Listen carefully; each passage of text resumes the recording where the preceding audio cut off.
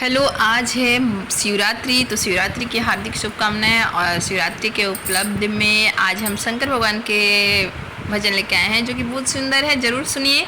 एक लाइक ज़रूर कीजिएगा, चैनल पर नया है तो सब्सक्राइब कीजिएगा। और कुछ दिन से मेरी वीडियो नहीं आ रही थी, मेरी कुछ थोड़ा तबीयत ख़राब थी तो इसलिए वीडियो नहीं आ रही थी। और आज मैं वीडियो लेके उपस्थित हुई हूँ तो ज़रूर प्यार दीजिएगा और सुनिएगा। आपन शिवाय भंगिया के मनाई कैसे, आपन शिवाय भंगिया के मनाई कैसे, हमर सुतल बड़े भोला जी जगाई कैसे, हमर सुतल बड़े भोला जी जगाई कैसे, आपन शिवाय भंगिया के मनाई कैसे, हमर सुतल बड़े भोला जी जगाई कैसे, हमर सुतल बड़े भोला जी जगाई कैसे। खोआ मिठाई शिव के मन ही न भावे,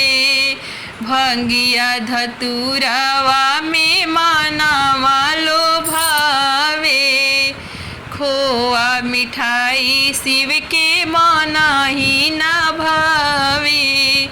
भंगिया धतुरवा में मनवा लो भावे, लैनी मिश्री बदामिया चढ़ाई कैसे, लैनी मिश्री बदामिया चढ़ाई कैसे,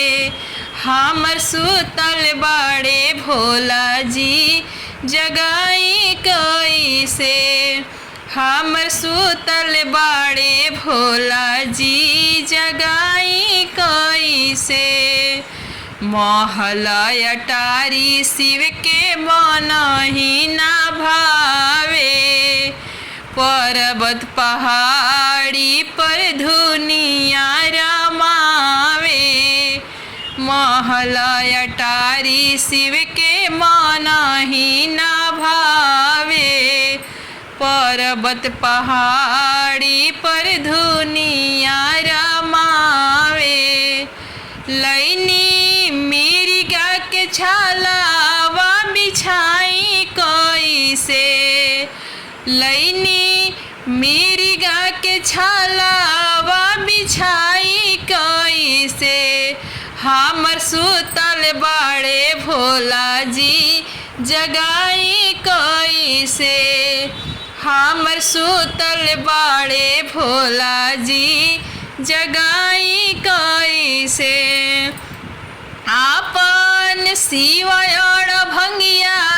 के मनाई कैसे, आपन शिवाय भंगिया के मनाई कैसे, हमर सुतल बड़े भोला जी मनाई कैसे, हमर सुतल बड़े भोला जी मनाई कैसे,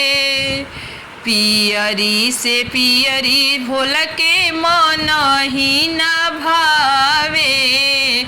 पियरी से पियरी भोला के मन ही न भावे,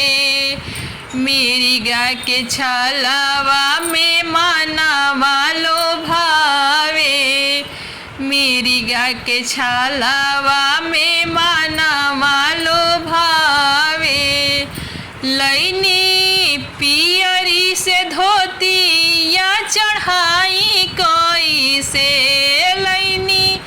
पियरी से धोतिया चढ़ाई कैसे, कि सुतल बड़े हमर भोला जी जगाई कैसे, हमर सुतल बड़े भोला जी जगाई कैसे, हमर सुतल बड़े भोला जी जगाई कैसे, आपन शिवाय